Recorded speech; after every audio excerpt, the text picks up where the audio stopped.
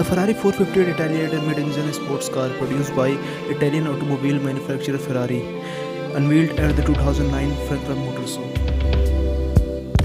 The 458 Challenge is a race car designed to participate in the Ferrari Challenge. It was presented at the Ferrari annual dealer meeting on 14 July 2010 for the 2011 Ferrari Challenge season. The 458 Spyder was introduced at the 2011 Frankfurt Motor Show.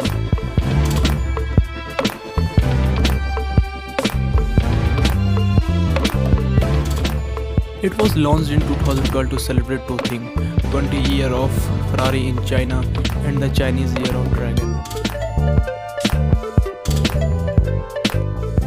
The Ferrari SP12 EC is a one-off sports car built by Ferrari for the English musician Eric Clapton under Ferrari's special project program and based on the 458 Italia.